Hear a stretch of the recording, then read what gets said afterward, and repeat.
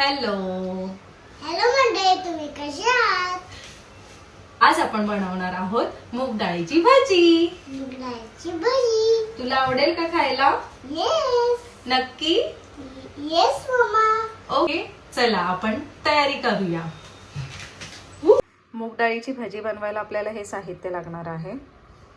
आलं लसूण, एक मोठा कांदा चिरून घेतलाय, कोथिंबीर, मिरची, भिजवलेली मूग डाळ ही मी गरम पाण्यात अर्धा तास आधी भिजवून ठेवली होती, हळद, कोरिएंडर पावडर, धना पावडर, मिरची मसाला आणि मीठ. मिक्सरच्या भांड्यात मूग डाळ काढून घेतली आहे. त्यामध्ये आपण टाकूया मिरच्या आणि आलं लसूण. हे आपण ग्राइंड करून घेऊया. रफली ग्राइंड करायचं आहे, एकदम पेस्ट नाही बनवायची.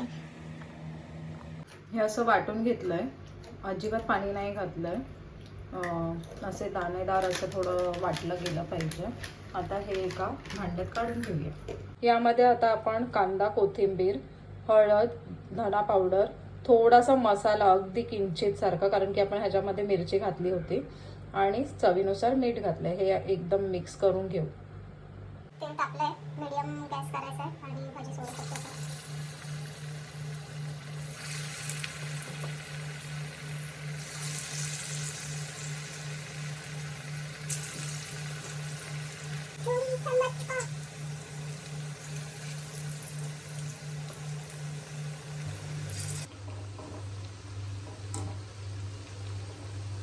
भाजी अशी तळून घ्यायची दोन्ही साईडनं, पातून मस्त शिजेल. मस्त कुरकुरीत भाजी होते आणि खूप टेस्टी पण लागते. थोडा टाइम जातो, पण दॅट्स ओके.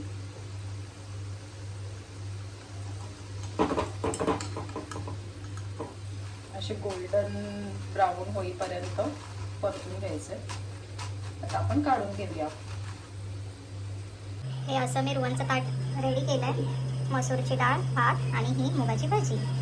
मी रुवणला विचारते कसं झालं आहे आणि तुम्हाला सांगते.